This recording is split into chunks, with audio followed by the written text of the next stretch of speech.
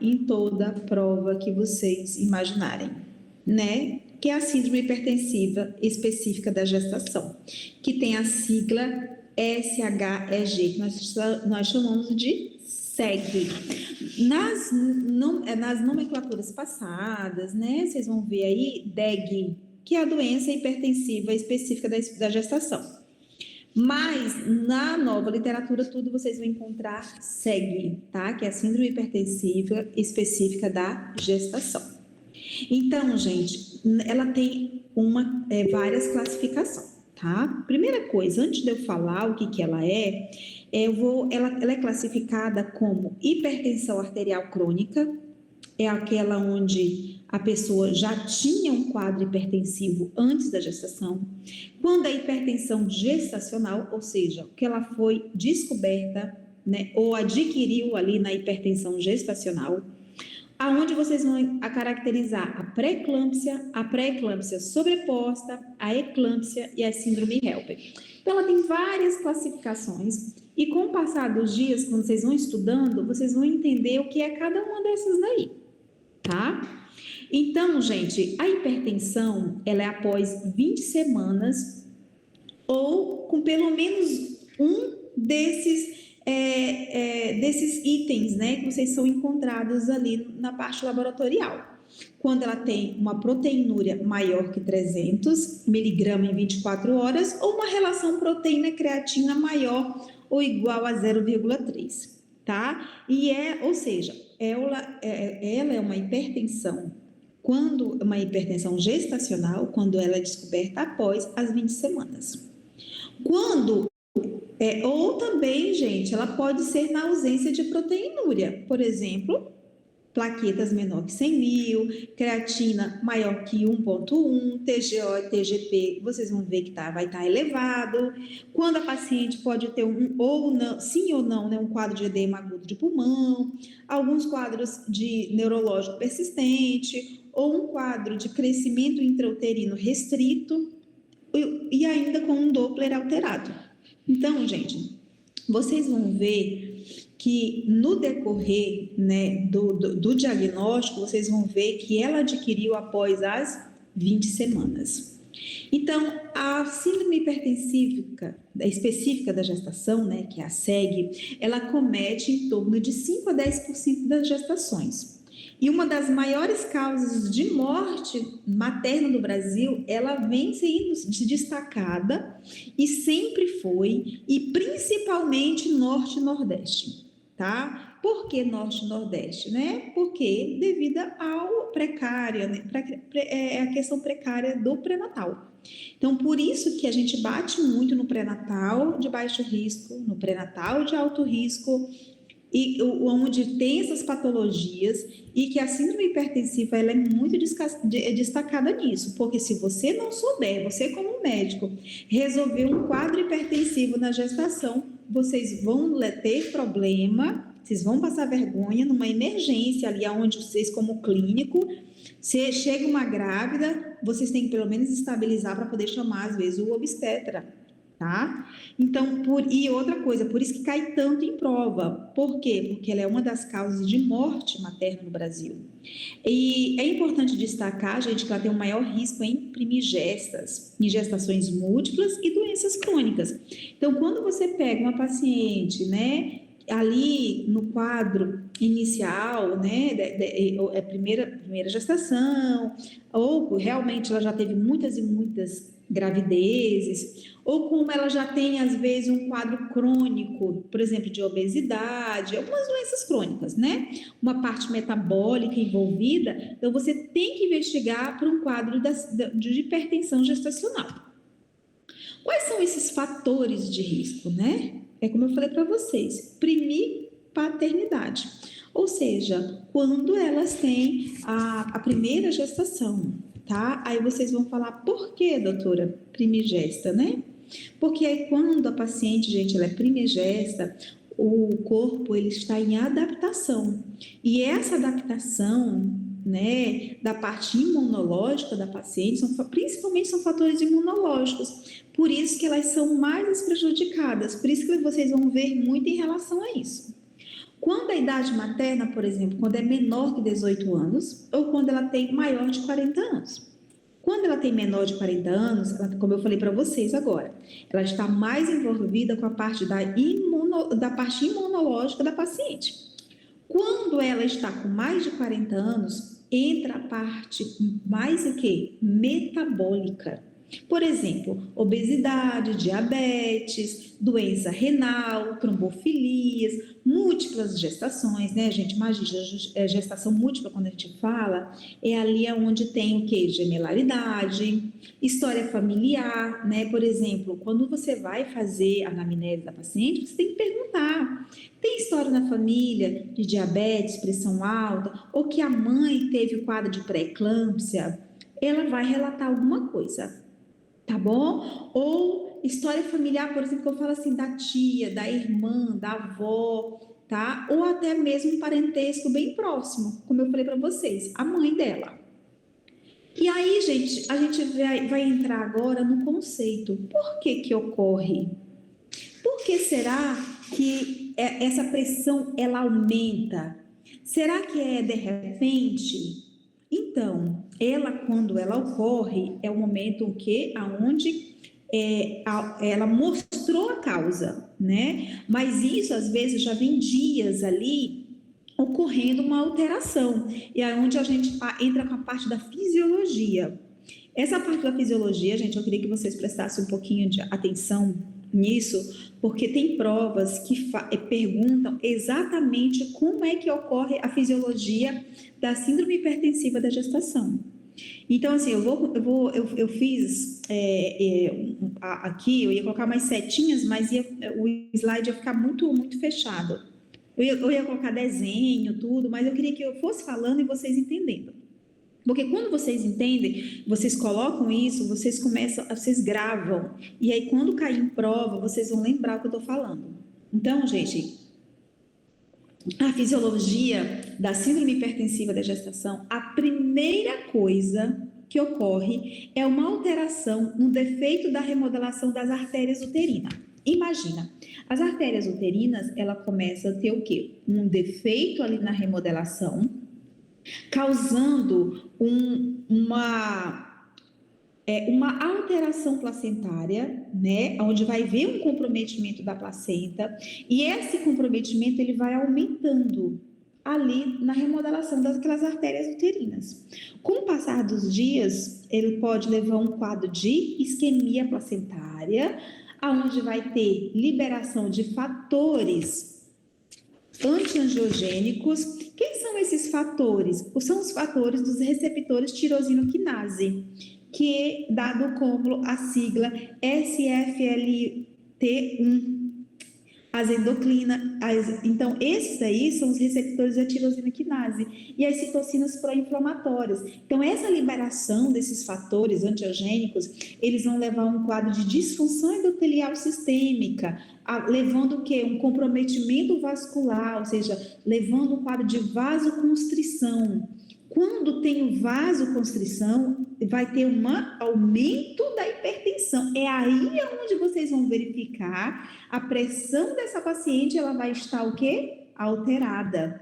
E aí, com um maior comprometimento, ela não controlando essa pressão, vai ter o quê? O aumento da permeabilidade vascular, vai ter lesão microvascular, aí é onde ela vai ter o comprometimento de rim, fígado, cérebro e ativação da coagulação, que vai levar o quê? Uma alteração da proteinúria. Por isso que muitas vezes a proteinúria ela está alterada e outras não. Gente, o que eu quero dizer com vocês? Esse mecanismo aqui, ele explica o caráter multissistêmico da doença. Não quer dizer que a paciente vai ter tudo isso. O que eu quero explicar para vocês é que a primeira coisa é um comprometimento da placenta, aonde vai ter o quê? Uma isquemia placentária. Isso, com o passar dos dias, se a paciente não controlar, se ela não fizer barreiras para controlar isso, aí é onde ela vai ter um comprometimento de rim, fígado, cérebro, problema de coagulação, entrando aonde eu quero chegar com vocês, a síndrome HELP, tá? Então, com o passar dos dias, quando vocês começarem a atender uma pré-eclâmpsia, vocês vão entender o porquê que ela está com a perninha inchada. Será que toda perna inchada, ela é uma pré-eclâmpsia? Não. Quando a gente vê uma paciente com a perninha inchada, não exatamente ela está com a pressão alta. Às vezes é postural, às vezes ela fica muito sentada com a perninha para baixo. Só que quando você vê uma paciente que está em sobrepeso, ela tem um histórico familiar, ou você faz o exame e já está tendo uma leve alteração lá laboratorial, você já e aí a pressão já está aumentando, você já tem que começar a pensar na síndrome hipertensiva. Tá bom? E aqui eu coloquei um desenho, tá? A primeira coisa aí, ela vai ter um comprometimento ali da placenta, das artérias uterinas, onde ela vai ter ali um quadro de isquemia placentária, deixa eu ver se eu consigo aqui, ela vai ter o comprometimento, olha, e a placenta, ela vai ter o quê? A ativação dos receptores tirosina-quinase. Esse comprometimento, ele vai, né, comprometendo mais a placenta e vai levando o quadro de isquemia, né, ao todo. Por isso que, às vezes, gente, se não controlar, o bebê ele vai entrar em sofrimento fetal. E restrição de crescimento, por quê? Essa restrição de crescimento é de um dia para o outro? Não. E aí você vai vendo, nossa, o bebê não está pegando peso. Ah, isso daqui está em grau 4, agora está em grau 3. Então, a gente vai vendo ali que é devido o quê? Doutora, mas ela está controlando. Mas será que está controlando mesmo? Então, assim, gente,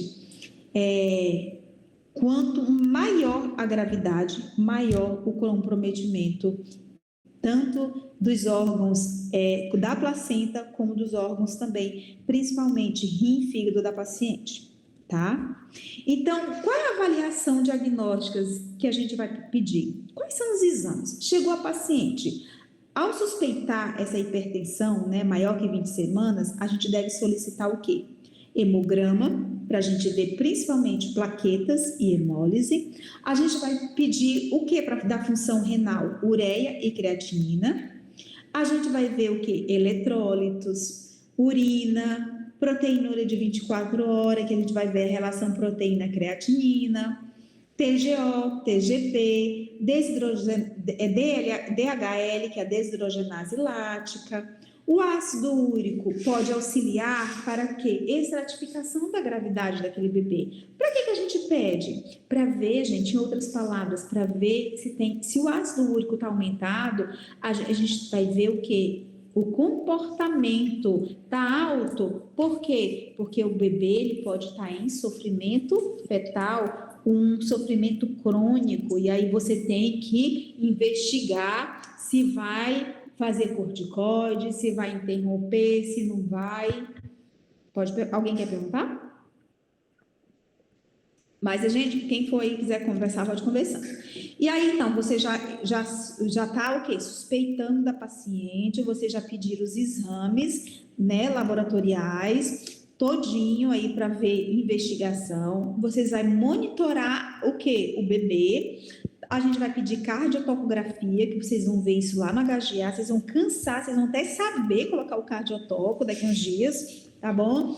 Vocês vão pedir ultrassonografia seriada para o quê? Lembra que eu falei do crescimento, da restrição de crescimento? Para a gente ver o quê? Para ver o crescimento desse bebê, se ele está pegando peso, se não está, né? Se de repente ele não está pegando peso, ou seja, o tempo está passando, ele, ao invés de pegar peso, ele está diminuindo. Então, na pré-eclâmpsia, eu sempre falo, olha, você tem que se alimentar para você o quê? De forma que você ter boas vitaminas, aonde quem vai crescer é o bebê e não você. Então, assim, gente, quando você faz exames laboratorial, cardiotocografia, ultrassom, para ver como é que está o crescimento do bebê, quando eu faço um Doppler umbilical, né, ali, dependendo da gravidade, não vou sair pedindo para todo mundo, né, gente? mas é dependendo da gravidade. Eu vou estar pedindo um Doppler para ver se está tendo alteração das artérias uterinas, né? Para ver se está tendo uma diástole ali, já está tendo um comprometimento. Vocês vão ver isso com a doutora Carole, viu, gente? A questão de ultrassom. Então, eu não vou me segurar muito a isso, mas eu vou estar citando para vocês. Então, assim, quando vocês fizerem isso, vocês vão estar solicitando um Doppler, é justamente para isso. A partir de quantas semanas, doutora, a gente solicita uma ultrassom com Doppler para paciente? A partir de 28 semanas, gente. Quando vocês fazem o pré-natal de alto risco, existe um porquê, né? Por que eu estou pedindo essas ultrassons? Eu peço para todo mundo? É óbvio que não. Mas se eu estou suspeitando que a paciente ela tem um quadro de pré-eclâmpsia, a partir de 28 semanas eu já peço uma ultrassom obstétrica com Doppler. Aí vocês vão falar assim, doutora, mas o seu SUS ele não tem um problema, gente. Vocês vão estar solicitando conforme o quê? Conforme o que vocês aprenderam, né? O que é a parte didática fala, então vocês vão estar solicitando. Para que serve o cardiotoco? Para ver o quê? A vitalidade do bebê, para ver se ele está movimentando, se ele está com bom batimento, né? Então é para isso que serve o cardiotoco, para ver a vitalidade fetal. É algo rápido e muito preciso. A ultrassom seriada já é aí de tipo assim, uma semana para outra, para ver se o bebê está crescendo. E o Doppler umbilical vocês não vão sair pedindo para todo mundo, tá? Mas, se vocês veem que ela não está tendo uma restrição de crescimento, né? Há um comprometimento, vocês vão estar solicitando também a um Doppler para ver, para avaliação do Doppler umbilical ali, do fetal, para ver se está tendo um comprometimento também, tá? E aí a gente entra nos critérios de gravidade. Bom, gente, se a pressão tiver maior que 160 por 110, isso sim é um grau de gravidade. Se a plaquetas, vocês solicitaram lá os exames, se a plaqueta está menor do que 100 mil, ou seja, uma plaquetopenia, também já chama atenção. Não só para um quadro de pré-eclâmpsia grave, mas para uma possível síndrome HELP. A elevação expressiva de TGO e TGP, como eu falei para vocês, geralmente ela está 3 vezes mais alta do que o valor de normalidade.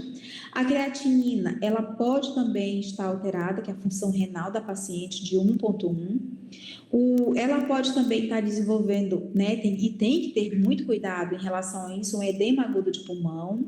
Tem que observar se essa paciente está tendo alterações neurológicas. Quais são essas alterações neurológicas? É o quê? Turvação visual, cefaleia, epigastralgia. Então, esse daí já está ligado a uma pré-eclâmpsia. Mas quando eu falo alterações neurológicas, é ver se ela está respondendo bem, se o Glasgow dela não está um pouco comprometido, né?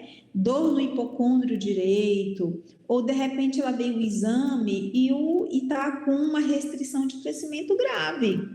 Então vocês, isso é um sinal de gravidade. E aí a gente tem que fazer o quê? Internar a paciente. A gente vai monitorar, vai ficar verificando a pressão, vai ficar acompanhando a proteinúria de 24 horas, tem que fazer cardiotoco para ver o bem-estar fetal, e aí a gente entra com as drogas antipertensivas. Qual é o melhor, doutora? Bom, na emergência, nós não vamos entrar com metildopa, tá, gente? Metildopa, vocês vão tratar ela lá no postinho, quando ela começar a ter aumento da pressão, tá? 14 por 10, aí vocês entram, né? E fica acompanhando, faz um mapa pressão, o mapazinho. Mas na emergência, não. Na emergência, a drogas antipertensiva principal é o nifedipino, a hidralazina e o labetalol. Doutora, labetalol então, nifedipina e hidralazina, vocês vão ver assim, água com açúcar o tempo todo. O labetalol, gente, ele não é em qualquer lugar que se encontra. Às vezes a gente encontra mais na rede privada, tá? Mas E outra coisa, fora do Brasil também ele é muito usado o labetalol. Então, eu só coloquei aqui porque isso daqui cai, entraram nos novos protocolos e é por isso que eu coloquei. Eu não sei se isso ainda já cai para a prova de vocês, mas eu acho que não cai, que isso é muito novo. Eu não sei como é que tá aí, entendeu? Isso aí são dos novos. É porque assim, gente, a obstetrícia a gente pega Febrasgo, Zugaib, a Febrasgo, ela junta tudo que tem mais atualizado e faz os protocolos, tá? Tal que essa aula aqui, ela é a mais atualizada. Eu tenho do semestre passado, mas não tá tão atualizado. Tal que nem citava o labetalol e agora já cita. Então, unifedipina e a hidralazina, vocês vão estar vendo aqui que é assim, é na emergência. O magnésio, doutor, o magnésio, gente, é para prevenção de eclâmpsia. A eclâmpsia, gente, é quando a paciente ela tem convulsão. E aí vocês vão entrar, claro, vocês vão ter que sulfatar, que é o entrado com sulfato de magnésio. Só que o que acontece? A gente entra com magnésio para evitar que tenha eclâmpsia e quando a paciente ela tem sintomas, né, gente? Ela tem sintomas de pré-eclâmpsia. E aí é aqueles sintomas que eu falei para vocês, que é o quê? Cefaleia, turvação visual, epigastralgia e também escotomas visuais, tá? E o corticoide? Gente, o corticoide, ele pode ser realizado de 28 a 34 semanas. Pelo menos lá no da Santa Casa, que leva até 34 semanas e 6 dias. Mas nos livros, né, e tudo de acordo com o Ministério da Saúde, também fala que é somente de 28 a 34. Então, ninguém vai cobrar isso para vocês 34 semanas e 6 dias. Quem leva em relação a isso é o protocolo da Santa Casa. Mas o corticoide, se o paciente se ela tem risco de um nascimento prematuro, é importante fazer o corticoide quando ela está entre 28 e 34 semanas.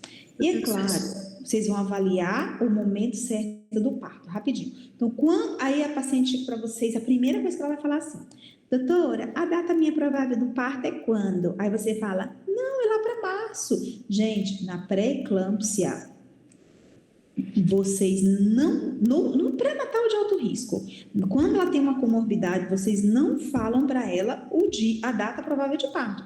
Por mais que lá no aplicativo ou na data está dizendo que é data X, vocês têm que falar para ela que se é aproximadamente, não quer dizer que ela vai ser naquela data. Lembrando que se ela tem risco de está tendo problema de pré-eclâmpsia, a paciente é importante fazer a maturação pulmonar, que é o uso do corticoide. Pode falar. Sobre o magnésio, os fatos de magnésio, ele é importante para prevenir a pré-eclâmpsia, mas eu acho que eu vi em algum lugar também, eu queria confirmar com a senhora, se ele também é importante para diminuir o sofrimento fetal em caso de mais grave. Ele vai proteger a parte neurológica da paciente. Então, quando você protege a parte neurológica, automaticamente você está protegendo ali a parte da parte fetal também, tá, gente? Então, quando a paciente ela tem sinais, tudo que eu vou estar falando para vocês aqui, gente, é por isso que vocês têm que ler. Eu estou falando no todo. Vocês têm que pegar o livro e ler direitinho, que vocês vão entender o que eu estou falando. Isso é uma aula que às vezes você estuda, aí daqui a pouco vocês estudam de novo, daqui a pouco vocês vão estudando, até vocês, agora eu entendi. Vocês vão estudar tanto isso, que assim, a primeira vez é um pouquinho, né, eu não estou entendendo direito, mas não se preocupa não, que vocês vão estudar tanto isso aí, que daqui a pouco vocês vão estar, tipo assim, nerd quanto a isso, tá? Então, assim, a questão do magnésio é importante para quê? Prevenção neurológica da paciente e também em relação ao bebê, tá? A questão da placenta. Então, por isso que a conduta do médico é de acordo com a idade gestacional. Vocês vão ver isso um pouquinho mais lá na frente, que eu vou estar mostrando para vocês. E como é que é o tratamento farmacológico? Gente, a gente deve o quê? Tratar a crise hipertensiva. Se a paciente está com crise hipertensiva, vocês têm que tratar com nifedipina, hidralazina ou labetalol, né? A gente vai prevenir convulsões, como eu falei para vocês, usando sulfato de magnésio. A gente vai proteger o feto, de que forma? Fazendo uma maturação pulmonar, claro, se inevitável, o parto pré-termo, tá bom? Então, todas as pacientes vão para a cesárea de emergência? Não. Se ela controlar, gente, ela pode ter até parto normal, fazer indução e ter um parto lindo normal. Agora, se ela começar a ter descompensação, aí vocês têm que ficar atento a essa paciente. Por isso que você tem que acompanhar, por isso que quando vocês pegarem a paciente, quando vocês forem médicos, vocês têm que mandar para o pré-natal de alto risco, tá bom? E como é que é esse tratamento farmacológico? Gente, o tratamento farmacológico, a primeira coisa que vocês vão fazer é o quê? Como eu falei para vocês, a gente vai usar o sulfato de magnésio. Existem dois esquemas que a gente vai fazer, o Prisha, tá? E o esquema de SUSPA. O esquema de Prisha, a gente vai fazer tanto intramuscular como endovenoso, tá bom? Como é que a gente vai fazer? Bom, gente, qual a doutora que eu vou fazer? Olha, vocês vão fazer aquele esquema que vocês sabem fazer. Mas vocês têm que ver se no momento que tiver uma emergência dessa, vocês têm que ver se tem o quê? Bomba de infusão contínua. Tem bomba de infusão? Não, não tem. Então, gente, é na agulha mesmo, tá? Então, eu já peguei, eu não gosto, gente, desse esquema. Porque, gente, ficar furando a paciente a cada 4 em 4 horas, para mim é desumano. E é, assim, muito, muito triste eu ver. Eu sei porque eu odeio ficar furando. Nem quando eu era médica lá, clínica geral, eu não gostava de que ficasse furando muito paciente. Então, pega um acesso e faça. E a gente tem que sempre se colocar no lugar do paciente. Mas quando não tem outra coisa, é o jeito. Então, o esquema de Prisha a gente vai fazer o sulfato de magnésio, 4 graminhas diluído e vai infundir lentamente, bem lentinho, de 15 a 20 minutos. E depois a gente vai pegar mais 10 gramas e fazer intramuscular em cada nádega. Imagina, gente, bem profundo e a gente vai infundir, tá bom? E vai colocar 5 gramas em cada nádega. Qual é a manutenção? Vai fazer também 5 gramas intramuscular a cada 4 horas. Na dose de ataque, a gente vai fazer 5 gramas de um lado, 5 gramas do outro. E bem lentinho. E depois de 4 em 4 horas, agulhada na paciente. Tá bom? Por quanto tempo, doutora? 24 horas. E o esquema de SUSPA? Ah, gente, é o sulfato de magnésio. Esse é o que eu uso, tá? Aí a gente vai fazer a dose de ataque, tanto em BIC como também a manutenção. No primeiro momento, se ela está tendo, gente, sinais de iminência de eclâmpsia, como eu falei, aqueles sinais, cefaleia, turbação visual, epigastralgia, nem toda cefaleia vocês vão começar a correr e fazer, não, viu, gente? Sulfato de magnésio. Não é assim, não. Eu estou com dor de cabeça, já vou colocar. Não é bem assim, não. Vocês têm que acompanhar o paciente, ver se realmente aquela dor de cabeça, se ela tem um pouquinho de turbação. Vocês têm que começar a ver se realmente a paciente se vê que não está legal. Aí sim vocês entram. Mas se for uma enxaqueca ou porque de repente a pressão dela aumentou e agora estabilizou, não precisa fazer, tá? Mas vamos lá. Faz quanto que agora a paciente precisou. Vocês vão fazer a dose de ataque, vocês vão pegar uma ampola do sulfato de magnésio, 50%, vocês vão diluir 8 ml em 100 de soro fisiológico. Desses 100 ml, vocês vão colocar 300 ml hora lá na bomba infusão, para ela correr em 20 minutos. Depois desses 20 minutos, vocês vão fazer a manutenção. Vocês vão diluir uma ampola dessa em 490 ml, tá bom? E vai infundir 100 ml hora em BIC. Quando acabar isso, faz outro. Quando acabar, e assim vai, por 24 horas, tá?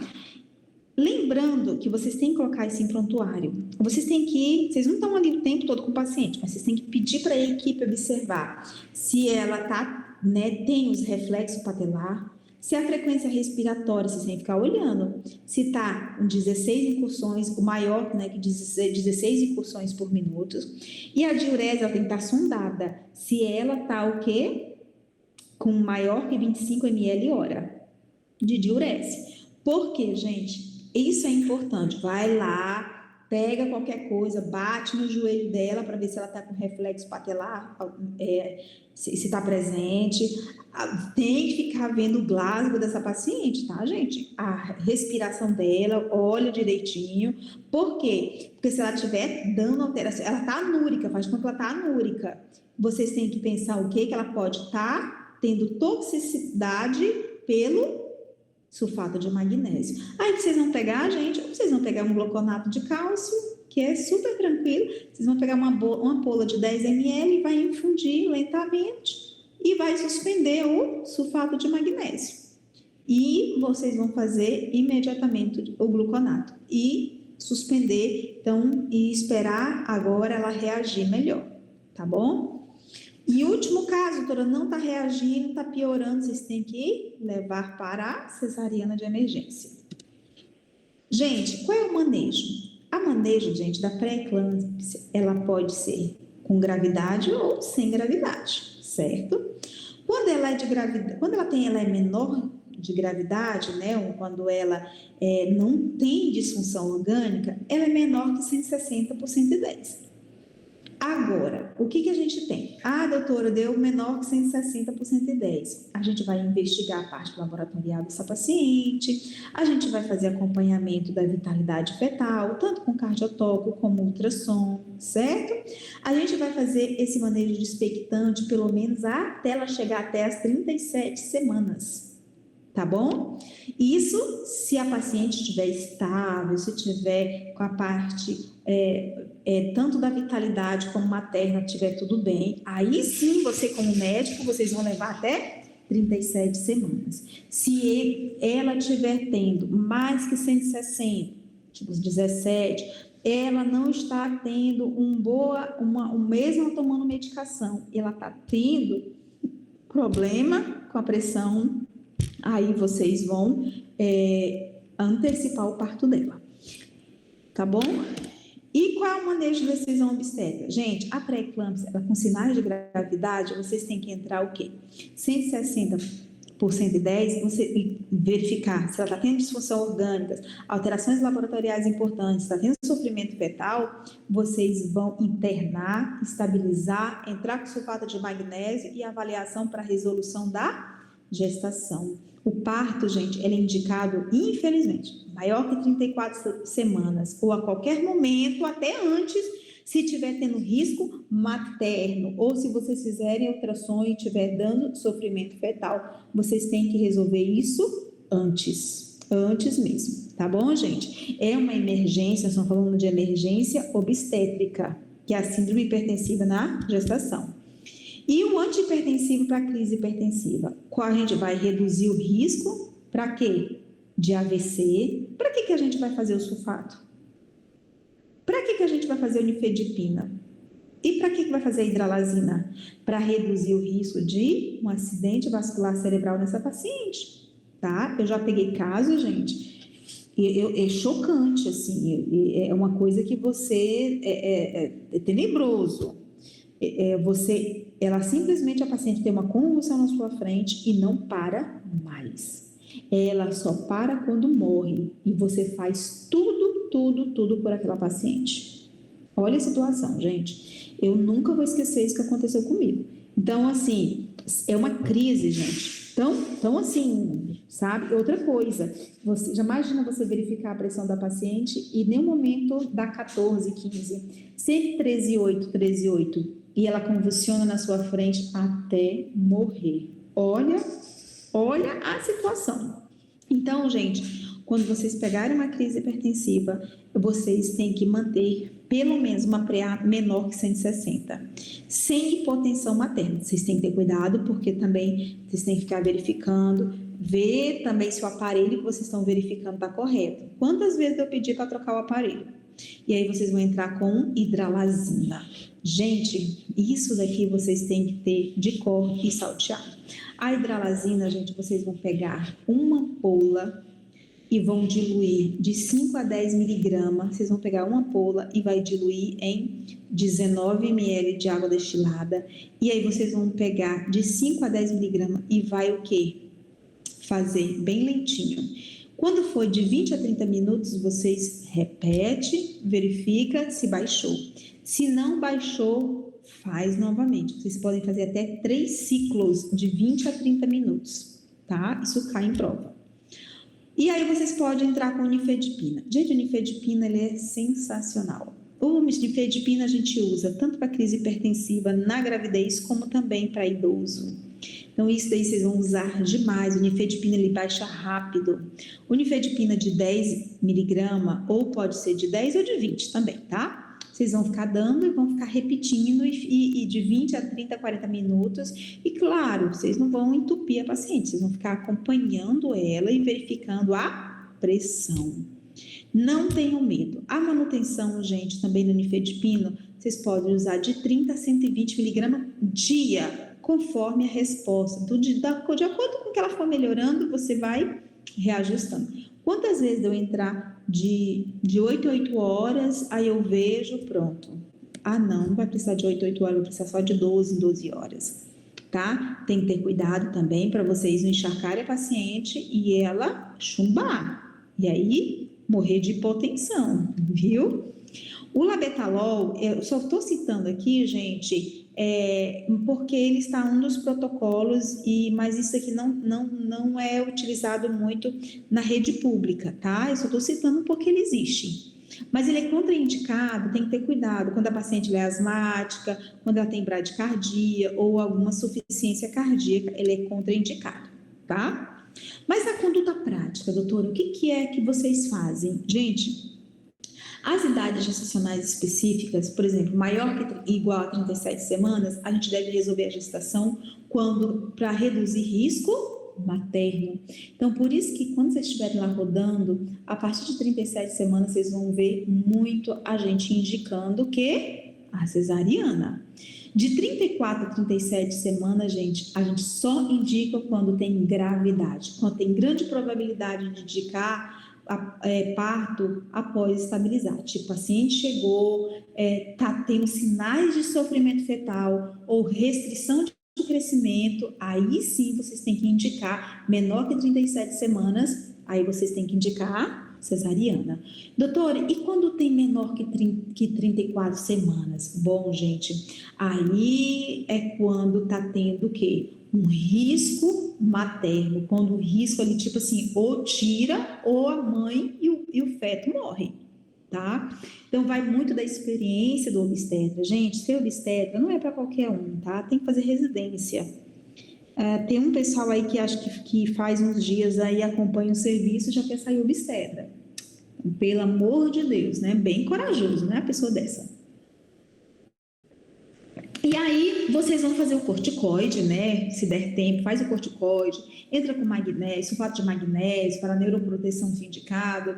E aí, a decisão, gente, é individualizada. E vocês não têm que ter cuidado, claro, como profissionais, com iatrogenia médica. Vocês só têm que indicar aquilo que vocês estão realmente certos do que estão fazendo, tá? E o momento do parto? Gente, o momento do parto. Então, está tendo disfunção, maior que 37 semanas é interromper, de 34 a 36 semanas a gente vai individualizar cada caso da paciente, menor que 34 semanas só em casos graves, tá? Sempre, como eu falei para vocês, vou repetir, avaliação fetal, quanto Doppler, BCF, perfil biofísico fetal, sempre acompanhar com a ultrassom para ver se está tendo alteração, tá? E quais as complicações maternas? É como eu falei para vocês. Por que tem que resolver, gente? Porque pode levar um quadro de eclâmpsia, que é a convulsão, a síndrome HELP, que a gente vai estar conversando, o edema agudo de pulmão, um quadro de coagulação intravascular disseminada, ou um acidente vascular encefálico, ou até mesmo um descolamento prematuro de placenta, que a gente vai estar falando nas próximas aulas também, tá? E aí, como eu falei para vocês, há complicações piores, é prematuridade, restrição de crescimento, oligodrâmio, o próprio sofrimento fetal e levando ao quê? À morte, né? Que é o óbito fetal, tá bom? E aí a gente vai entrar com a prevenção. Como que é a prevenção, doutora? A prevenção a gente começa lá no pré-natal. Aí a gente fala, você tem que ficar você não pode nem sair da cama, você tem que ter muito cuidado, você não pode nem, são os 3 primeiros meses, você não pode fazer atividade física, nada. Gente, a grávida tem que fazer atividade física desde o primeiro trimestre. Não vão dizer que ela tem que ficar deitada numa cama lá, esparramada, esperando dar maior que 12 semanas. Então, assim, a grávida, se você quer evitar ter problemas na gestação, como diabetes, pressão alta, é importante sim orientar a paciente para atividade física desde o primeiro trimestre, tá? É importante entrar o quê? Com aspirina, que é o AS, né? De 75 a 150 miligramas dia, antes das 16 semanas. Aí a gente fala, não, a partir de 12 semanas. Está corretíssimo. Então, depois das 16 semanas, a gente não faz tanto efeito, né? Devido a quê? Devido ao crescimento lá placentário.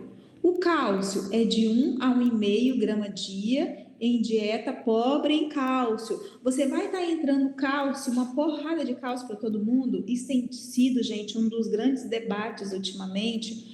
Por quê? Porque os médicos estão colocando 1,5 de cálcio para todo mundo. E quando o bebê nasce, ele está tendo o quê? Hipercalcemia. Está sendo algo que tem sido debatido bastante ultimamente sobre isso. E está tendo muitas críticas em relação, né? Então, é protocolo. Mas sim, mas toda paciente, tem umas que bebem mais leite, outras não bebem, outras bebem iogurte, outras não bebem. Então, para passar uma quantidade de cálcio para o paciente, além de você fazer exame, você precisa de saber quais são os hábitos alimentares daquela paciente. Mas, infelizmente, não é feito, né, gente?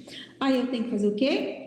Controle de peso, rastreamento, né, dos receptores, quando disponível, né, gente, nos grandes centros, para ir avaliar o risco de pré-eclâmpsia. Então, mas eu faço, né, a partir de 12 semanas, o AS, o cálcio, controle de peso. É como eu falei, como que eu vou controlar esse peso? Então, vou mandar para uma nutricionista, principalmente, né, de forma importante se for uma nutricionista materna. Por quê? Porque as vitaminas que uma grávida precisa é diferente de uma que não está grávida. Então, seria importante uma nutricionista materna.